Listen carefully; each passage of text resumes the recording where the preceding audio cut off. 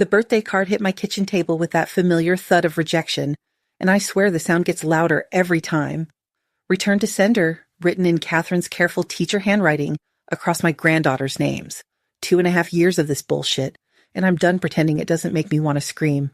My name is Claire Mitchell, I'm 67 years old, and I've spent 43 years as an accountant watching people's lies unravel through their numbers. But apparently that doesn't mean jack when it comes to my own family. The card was addressed to Emma and Sophie Mitchell, age 5 today, and it contained two $50 bills that would have bought them something special. Instead, it's sitting here with the other return cards I keep in my kitchen drawer like some pathetic shrine to family dysfunction. Because that's what I do now, apparently. Collect evidence of my own failures. It all started when the girls were 3, and I suggested they might benefit from more family time instead of spending 12 hours a day in daycare. Seems reasonable, right? I mean, I'd raised 2 boys and worked full-time, so I understood the challenges. But Catherine exploded like I'd accused her of child abuse, called me controlling and boundary crossing, said I had no right to comment on their parenting decisions. And Zach, my 32-year-old son, just stood there and took her side without even asking what I meant. I've tried everything since then. Apologies that felt like swallowing glass. Expensive gifts that came back unopened. I even offered to pay for a family vacation to Disney World, thinking maybe if we all got away together we could work this out. Nope. Radio silence. The worst part is I can't lose another child. I already lost Jared when he was 18 because of my own spectacular mistakes, and the guilt sits in my chest like a tumor that never stops growing. These granddaughters are my second chance, maybe my last chance, to get something right. But every day that passes feels like I'm watching them slip away too. I set up college savings accounts for each girl when they were born, $75,000 each. My lawyer recommended putting Zach as co-signer since he'd be making regular deposits and managing the accounts as they grew older, handling all the paperwork and communications. Made sense at the time, streamline everything through one person. He even changed the mailing address to his house to consolidate all the financial statements. Smart, organized, just like I taught him. But sitting here staring at this return card, something shifted in my chest. Not the usual guilt or sadness. Something sharper, angrier. Fine. If they think I'm controlling and boundary crossing, I'll show them what that actually looks like. I drove to their house on Maple Street without calling first. Birthday presents stacked in my passenger seat like ammunition. The neighborhood looked tired in the afternoon light with kids, bikes scattered on brown lawns, and that particular suburban exhaustion that comes from too many responsibilities and not enough time. Their house needed work, the gutters were pulling away from the roof, and the front porch had that sagging look of deferred maintenance. When I rang the doorbell, I could hear the girls inside, their voices bright and excited about something. My heart did that painful squeeze it always does when I think about everything I'm missing. Catherine answered the door, and her face went through about 5 different emotions in 2 seconds. Surprise, anger, something that looked almost like fear, then that practiced politeness that meant nothing good. Claire? She started closing the door immediately. You can't just show up like this. It's their birthday. I pushed back against the door, not hard, but firm enough to make my point. I want to see my granddaughters. We've talked about this. No, you've talked. I've been listening to this nonsense for 2 years. I could see through the front window into their living room. And there they were. Emma and Sophie, 5 years old today, playing with what looked like a dollhouse. They saw me too, their little faces lighting up with recognition before Catherine stepped to block their view. Girls, go upstairs and play. Catherine called over her shoulder, her voice tight. But Grandma Claire is here. Sophie's voice carried that particular 5-year-old excitement that could fix about 90% of the world's problems. That's when Zach appeared, looking like he'd been dragged through something unpleasant. His usually perfect hair was messed up, his shirt wrinkled, and he had that exhausted look I remembered from his teenage years when he'd stayed up too late worrying about things he couldn't control. But there was something else, something calculated in how quickly he positioned himself between me and the door. Mom, you need to leave. His voice was gentle but firm, like he'd practiced this conversation. We've talked about boundaries. Boundaries? I looked past him into their house, and what I saw made my accountant brain start clicking. Mail scattered on the hall table, most of it unopened.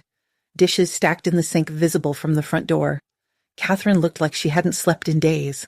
All dark circles and nervous energy. And then I saw it. Just a glimpse through the mail slot before Zach shifted to block my view. A past due notice with bold red letters that my 43 years of reading financial documents couldn't miss. Why do you have money problems? The question popped out before I could stop it. You have a good job. The look that passed between them could have powered the neighborhood. Catherine's face went white and Zach's jaw tightened in that way that meant he was about to lie to me. We're fine, Mom. Everything's fine. He glanced nervously at where the notice had been, then back at me. You really need to go? But I'd seen enough. The house was falling apart. His wife looked like she was hanging by a thread, and there were bills piling up despite his supposedly steady income. Something wasn't adding up, and after 4 decades of making numbers tell the truth, I knew the smell of financial bullshit when it was wafting around my son's front porch. I left the presents on their steps and drove home with my mind racing. 20 minutes of suburban streets and traffic lights, 20 minutes to realize I was done playing the role of apologetic grandmother who'd somehow wronged the perfect little family. If they wanted to paint me as the villain, I'd give them a villain worth talking about. Back home, I poured myself a glass of wine and called my sister Victoria. She answered on the second ring like she always did, because retired nurses apparently never stop being ready for emergencies. Claire, everything okay? I'm worried about Catherine, I said, letting just the right amount of concern creep into my voice. I saw her today and she seems, I don't know, paranoid, unstable. Do you think she ever got treatment for postpartum depression? I mean, the girls are 5 now, but sometimes these things just get worse if they're not addressed. There was a pause. Victoria had spent 38 years in pediatric oncology, so she knew the signs of family crisis better than most people. What kind of symptoms are you seeing? She's jumpy, defensive about everything. Looks like she hasn't slept in weeks. And the way she snapped at me today over nothing. I let the sentence hang there, painting the picture without actually lying. I'm just concerned about the girls, being around that kind of instability. Oh, honey. Victoria's voice shifted into that mode she used when she was about to take action. Have you talked to anyone else in the family about this? Not yet. I didn't want to spread gossip, but... Another pause, perfectly timed. Maybe you could mention it to Carol and Janet. Just casually, If more people are aware, maybe someone can help. Of course. We need to look out for those babies. After I hung up, I sat at my kitchen table and started drafting a text to Zach. Something careful, something that would plant seeds without looking like I was starting a campaign. Zach, I've been thinking about our conversation today. I'm worried about Catherine's behavior and how it might be affecting the girls. Is everything okay at home? Do you feel safe? If you need support, I'm here. Love, Mom.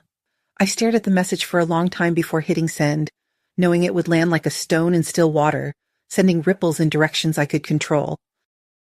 3 months of carefully placed phone calls, and apparently I'd built myself a masterpiece of family concern. My phone had been ringing all week with updates from relatives who suddenly cared deeply about Catherine's well-being. I'm just worried about those poor little girls, Carol had told me Tuesday night. When I called to check on Catherine, she sounded so... scattered, and Zach seemed stressed too. Janet followed up Wednesday with her own report. She hung up on me mid-conversation when I suggested a girls' weekend might help her relax. That's not normal behavior, Claire. Even my neighbor Margaret, who barely knew my family, had somehow gotten involved after Victoria mentioned the situation at book club. The web I'd spun was working better than I'd expected, and honestly, it felt good to have backup for once, which is why I wasn't entirely surprised when Zach called Thursday evening, his voice tight with the kind of exhaustion that comes from fielding too many concerned family members. Mom, can you come to dinner Sunday? Catherine, we want to clear the air, show everyone that we're fine. The invitation felt like a victory, but something in his tone made my accountant brain start clicking. The timing was too convenient, too much like damage control, but I pushed the thought away because this was what I'd wanted. Access to my granddaughters and proof that I wasn't the problem here. Sunday afternoon, I stood on their front porch with 3 shopping bags full of gifts, listening to the girls laughing inside. The sound hit me right in the chest, 5-year-old giggles that I'd been missing for 2.5 years. I'd bought art supplies, books, and matching stuffed unicorns that had cost more than my monthly grocery budget, but seeing my granddaughters again would be worth every penny. Zach opened the door with one of his perfect smiles, but I caught something underneath it. Relief, maybe. Or calculation. Mom, come in, come in. The girls are so excited to see you. And there they were, Emma and Sophie, 5 years old and beautiful in matching pink dresses that made my heart stop. They looked at me with cautious curiosity, and I realized with a sick feeling that they barely remembered me. 2.5 years is an eternity when you're 5. Hi, Grandma Claire, Sophie said politely, like she'd been coached. We got dressed up for dinner, Emma added, smoothing her skirt. Behind them, Catherine appeared in the doorway to the kitchen, and the sight of her made me take an actual step back. Dark circles under her eyes like she'd been punched, thin in a way that suggested she'd forgotten to eat rather than trying to lose weight.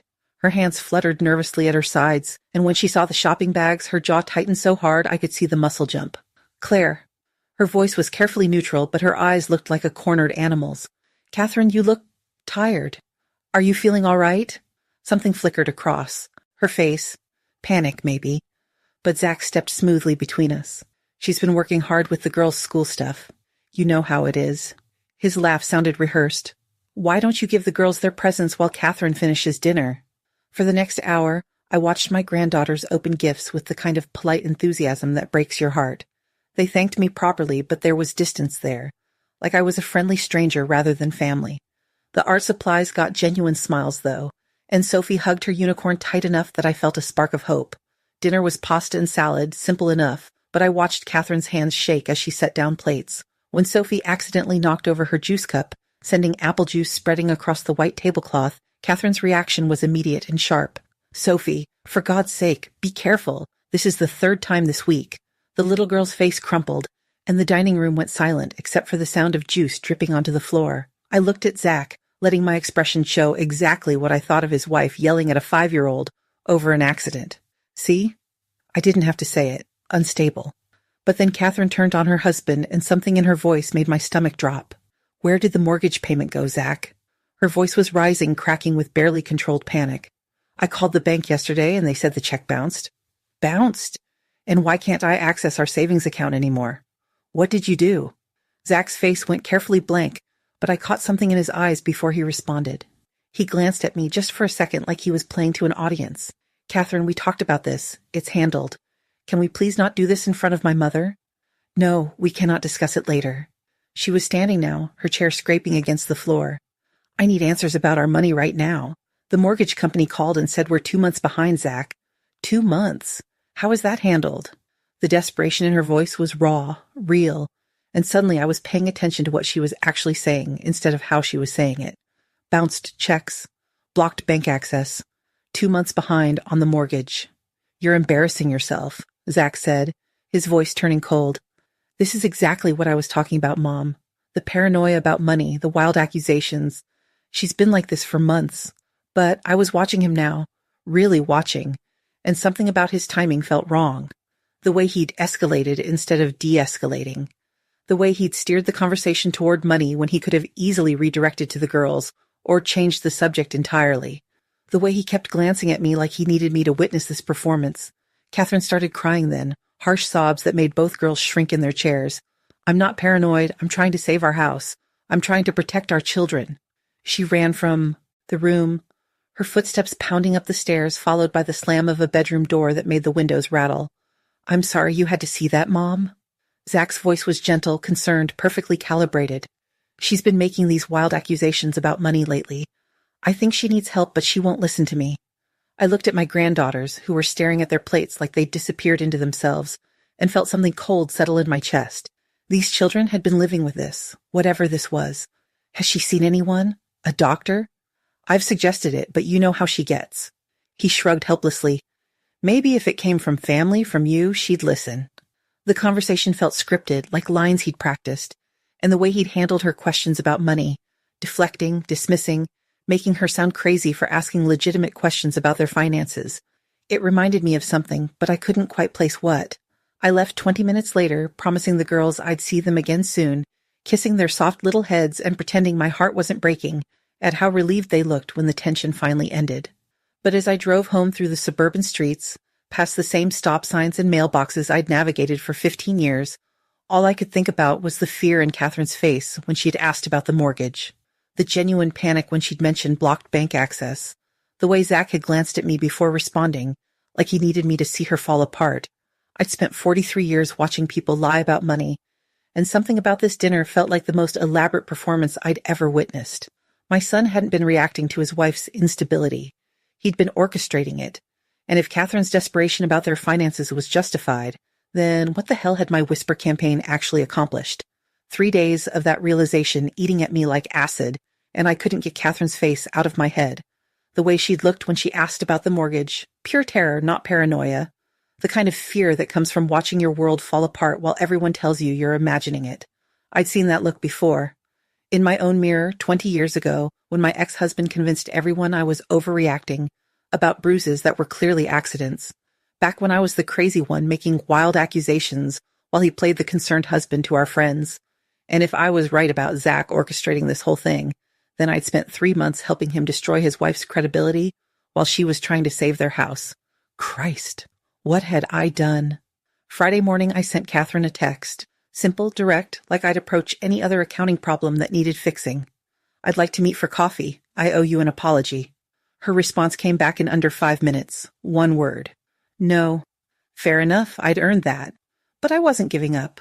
Because 43 years of tracking other people's lies had taught me that sometimes you have to dig deeper when the numbers don't add up. 2 days later, I tried again. I was wrong about some things. We need to talk. This time, nothing. Radio silence that stretched through Sunday then Monday, while I sat at my kitchen table staring at that drawer full of returned birthday cards and wondering how many mistakes one person could make with the same family. Apparently, Victoria had been having similar thoughts, because she called Tuesday evening with an edge in her voice I hadn't heard since she'd threatened to call child services on me 20 years ago. Claire, I've been talking to Carol and Janet about this situation with Catherine. What about it? But my stomach was already dropping because Victoria only used that tone when she was about to tell me something I didn't want to hear. They've been calling her, direct questions about whether she's okay, whether she needs help. And Claire, pause. She sounds genuinely terrified. Not unstable, terrified. Of what? That's what we're trying to figure out. But when Carol asked if she felt safe at home, Catherine hung up on her. That's not the behavior of someone who's paranoid. That's someone who's scared to talk. The pieces were clicking together in my accountant brain, forming a pattern I really didn't want to see. What else? Janet mentioned money problems when she called, and Catherine started crying. Actually crying, Claire. Said she didn't know who to trust anymore, that everyone was asking questions but no one was listening to her answers. After Victoria hung up, I sat in my kitchen until almost midnight, staring at my phone and thinking about patterns, about how abusers isolate their victims by making everyone else see them as the problem, about how I'd spent 3 months doing exactly that to a woman who might have been telling the truth all along. Wednesday afternoon, I was driving home from the grocery store when I saw her. Catherine's car was parked in the lot behind Sullivan's Market, not the fancy one she usually went to on Maple Street, but the smaller one on the other side of town, and she was sitting in the driver's seat crying like her world was ending. I pulled into the space next to her and could see through her passenger window that she was holding papers, official-looking papers with bold red letters that made my heart stop. Eviction notice. When I tapped on her window, she looked up with eyes so red-rimmed and exhausted that I felt like I'd been punched. This wasn't the face of someone having a mental breakdown. This was someone drowning who'd been calling for help while everyone insisted she was faking. She rolled down the window but didn't speak, just stared at me with the kind of wariness you see in animals that have been kicked too many times. Catherine? I kept my voice gentle, the way I'd learned to talk to shell-shocked clients when their financial lives imploded. How bad is it? I can't do this anymore. Her voice was barely a whisper. The family pressure, the financial panic, feeling like I'm going crazy. We're getting evicted in 2 weeks and I have nowhere to turn. The eviction notice in her lap was real. The tears were real. The desperation was real. And I'd spent 3 months making sure no one would believe any of it. Meet me for coffee, I said. Please. I know you don't trust me, but you're right about the money and I need to understand what's really happening. She laughed, but there was no humor in it. Why would you believe me now?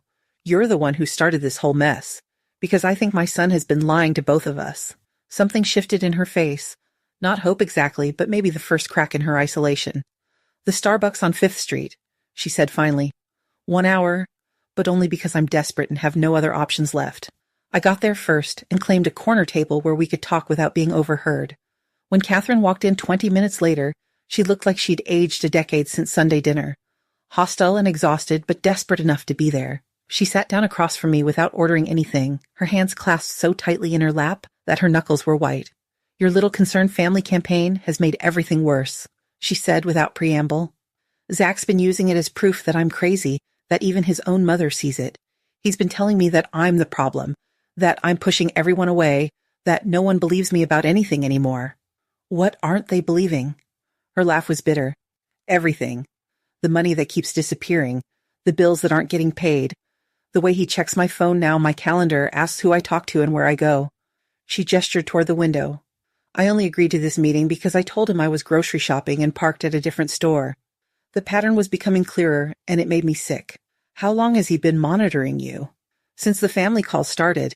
He said people were worried about my mental state, so he needed to make sure I wasn't doing anything to embarrass us further. Her voice cracked.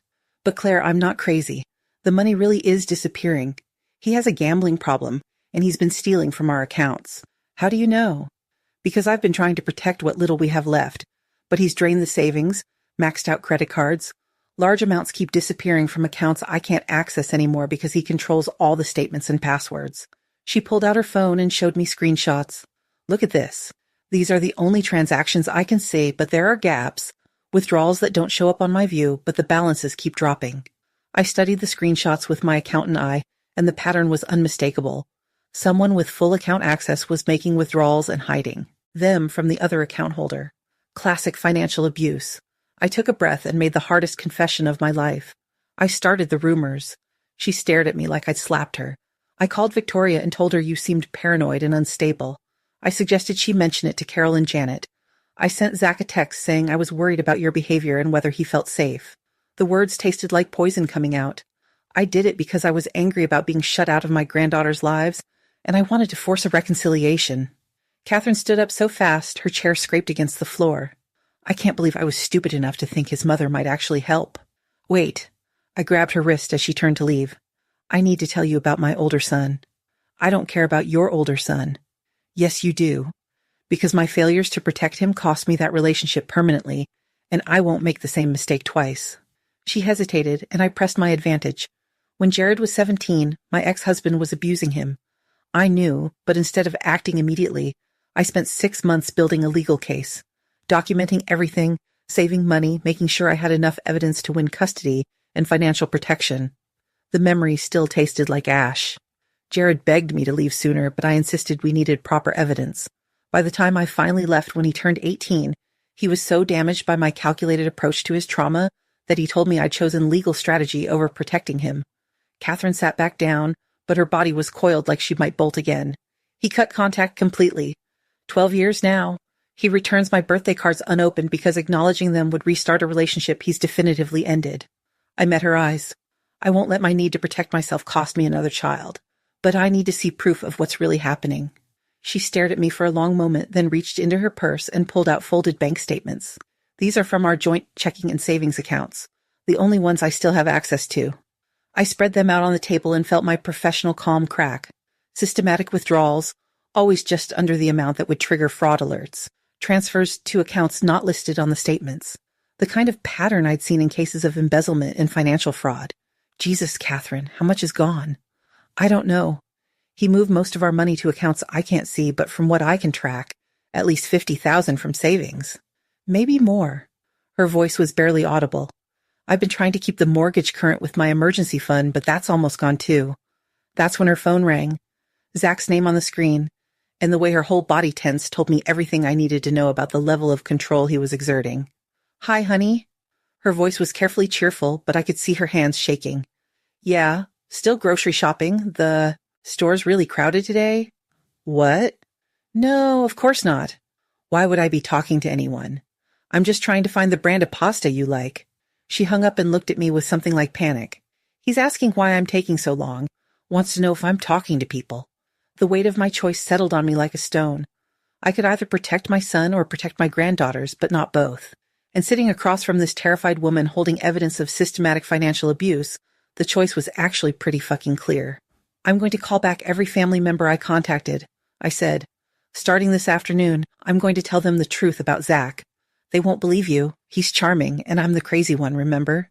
They'll believe me because I'm going to tell them exactly what I did and why I did it, and then I'm going to explain what you just showed me.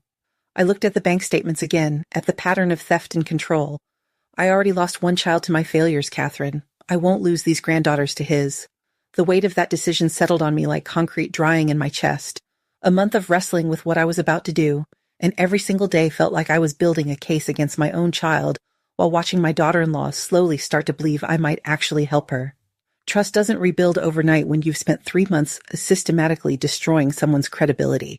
But Catherine was desperate enough to work with me, and I was determined enough to prove I wasn't just another person who'd let her down. I started with the family calls. Same people I'd contacted before, but this time I was eating every word I'd fed them about Catherine's supposed instability. Victoria picked up on the second ring like always. "Claire, what's wrong now?"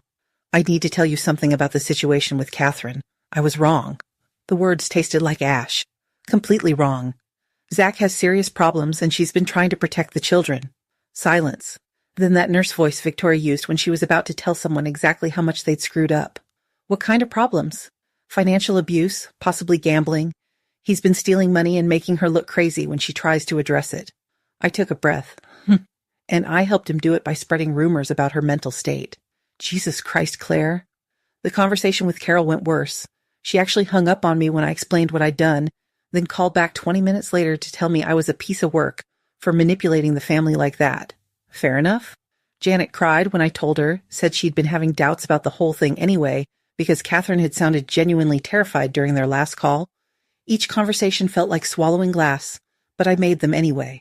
Because admitting you've been an accomplice to someone's psychological torture is apparently what passes for personal growth at 67. I also put my money where my guilt was. $5,000 for a lawyer consultation, another $3,000 for temporary housing deposits. Each check I wrote felt like evidence in a case against my own son, but Catherine needed resources and I had them. Simple math. That's when I called Tom. Tom Henderson had been the best fraud investigator at our insurance company before he retired last year and started his own private practice. If anyone could help me understand what legal options existed for this mess, it was him. "Claire, how the hell are you?" His voice was warm, completely unaware he was about to get dragged into a family nightmare. "I need help, Tom. Professional help. My son might be committing financial crimes against his own children." 2 hours later, we were sitting in his office while I spread out Catherine's bank statements, like evidence at a crime scene. Tom studied them with the same methodical attention he'd used to catch insurance fraud for 30 years. "If he's been stealing from designated education accounts, we need documentation of unauthorized withdrawals and evidence of where the money went," he said finally. "But you said he controls all the paperwork?" "Everything gets mailed to his address. I haven't seen a statement from the college accounts in over a year." "Then we need to formally request complete records through your lawyer. It'll take weeks, but if there's systematic theft, the paper trail will show it." Tom agreed to start basic surveillance while I began the legal process of obtaining records for accounts I'd established myself. Because apparently when you set up college funds for your granddaughters, you don't automatically get to see where the money goes if someone else has signing authority. The bureaucracy moved like cold honey, but Catherine and I started meeting regularly. Coffee shops mostly, always somewhere he wouldn't think to look for her. And the details she revealed made my stomach turn. "He disappears during work hours constantly," she told me Tuesday afternoon, her hands wrapped around a coffee cup like it was keeping her alive. "Says he's at client meetings, but when I called his office last week, they said he was out on personal business." "For how long?" "Hours. 3, 4 hours at a time." "And Claire, I found casino chips in his car, hidden under the seat with credit cards I've never seen before." She showed me photos on her phone, screenshots of unfamiliar account numbers, pictures of poker chips worth hundreds of dollars, credit cards with balances she couldn't access. She'd been documenting everything she could reach, but carefully. "I need to get the girls somewhere safe before I take any real action," she said. "He's already talking about how the family pressure is affecting my mental health. If I move too fast, he'll use it as proof that I'm having a breakdown." Smart woman. Smarter than I'd given her credit for. When the college account records finally arrived, 6 weeks later, I sat in my kitchen staring at numbers that made my professional calm crack completely. Over $100,000 withdrawn in the past year through a series of transactions, each one just under the amount that would trigger automatic reviews. I was still processing the magnitude of the theft when my son called. "Hey, Mom, want to grab lunch tomorrow?" "It's been too long since we talked." He sounded normal, warm, like he didn't know his entire financial house of cards was about to collapse around him. But something in his timing felt off, too convenient, too much like damage control. We met at Romano's, the same restaurant where he'd taken me for Mother's Day 3 years running. He was charming and attentive, asking about my volunteer work in my garden, like we were just catching up. But when I mentioned wanting to contribute more to the girls' college funds, his whole demeanor shifted. "Oh, that's not necessary, Mom. The accounts are doing great. I'd love to see the statements sometime. Make sure my contributions are being invested properly." His smile never wavered, but something cold moved behind his eyes. You know, I've been thinking you might want to limit contact with Catherine for a while. For the children's sake. All this family attention is making her more anxious. And there it was. The same calculated performance from the dinner weeks ago, but this time I could see the strings. He wasn't reacting to family pressure about his wife. He was trying to isolate anyone who might question him, including me. You think I'm a bad influence on my daughter-in-law? I think she's fragile right now, and too much outside input might push her over the edge. Over the edge. Like she was the problem. Like she was crazy for asking where their money went. I walked out of that lunch knowing my son wasn't just stealing from his children's future. He was systematically destroying his family while making everyone complicit in his wife's isolation. And he just tried to isolate me too when I got too close to his theft. My lawyer confirmed what I already knew. While Zach had legal access as cosigner, using funds designated for the children's education for gambling could constitute breach of fiduciary duty, potentially fraud. I called Tom that evening and told him we needed to document my son's activities more carefully, because he wasn't just stealing money. He was destroying his family while making everyone around him complicit in his wife's psychological torture. And despite the pain of exposing my own child's crimes, I was going to make sure he faced consequences for all of it. The next 3 months felt like dismantling a bomb that my own son had built. Every phone call I made, every document I filed, every piece of evidence I handed over, it all led back to the same sick realization that I was systematically destroying my child to save my granddaughters. But Christ, what choice did I have? I started with the money. $5,000 for Catherine's security deposit on a small rental house across town, another $3,000 for her lawyer's retainer. Each check I wrote felt like a nail in Zach's coffin, but watching those little girls finally have stable housing was worth every penny of my retirement savings. The surveillance Tom arranged was almost embarrassingly easy. Turns out when someone's been lying about their whereabouts for months, documenting the pattern is just a matter of sitting in a parking lot with a camera. Tuesday afternoon, Zach's car at River City Casino instead of the client meeting he'd told his boss about. Thursday morning, 3 hours at the slots when his schedule showed him visiting medical offices. Friday evening, poker tables until midnight when he told Catherine he was working late on quarterly reports. Tom presented me with a folder thick enough to choke on. Time-stamped photos, license plate confirmations, even video of Zach walking into the casino at 1:47 p.m. on a Wednesday when his employer expected him to be reviewing pharmaceutical contracts 60 miles away. Your son's got a serious problem, Tom said, spreading the photos across his desk like a crime scene. But the evidence is solid. This isn't speculation anymore. The family calls were harder. Admitting to Victoria that I'd been wrong was one thing. Explaining to Carol and Janet that my charming, successful son was actually a gambling addict who'd been psychologically torturing his wife required a level of confession that felt like skinning myself alive. You're telling me Zach has been stealing from the girls' college funds? Carol's voice went up an octave. The same accounts you set up when they were born? Over $100,000, and he's been making Catherine look crazy every time she tried to address missing money. Janet cried when I told her about the casino surveillance. Actually cried. Those poor babies. And we've been pressuring Catherine to calm down while he was destroying their family. But here's the thing about guilt. It's a powerful motivator when it's pointed in the right direction. The same family network that had spent months questioning Catherine's mental state became absolutely fucking furious when they understood what had really been happening. Carol started calling Catherine twice a week just to check in. Janet sent care packages for the girls. Even Margaret from book club, who barely knew my family, dropped off groceries without being asked. The legal paperwork felt like an autopsy of my son's character. Bank records showing systematic withdrawals from accounts designated for Emma and Sophie's education. Documentation of transfers to gambling sites and cash advances that would have funded their entire freshman year at state school. My lawyer, a sharp woman named Lisa Chen, who specialized in financial fraud, laid it out like evidence in a criminal trial. Breach of fiduciary duty is the conservative charge, she explained, pointing to highlighted sections of bank statements. But given the amount and the deception involved, we could be looking at embezzlement charges if the DA decides to prosecute. I signed the complaint with hands that only shook a little, because that's what protecting your granddaughters looks like, filing legal papers that could send their father to prison. Tom's evidence went to Zach's employer the same week, a formal complaint about potential misuse of company time, backed by photographs and documentation that would be impossible to explain away. I didn't feel good about it. I felt sick. But when someone's been lying to everyone while stealing from their own children, consequences are non-negotiable. 6 weeks after we started this process, Catherine called me with an update that made my heart stop. I filed for divorce this morning and got a temporary restraining order. Her voice was steadier than I'd heard it in months. Still exhausted, but with an edge of determination that reminded me why I'd respected her as a teacher before this nightmare started. How are the girls handling it?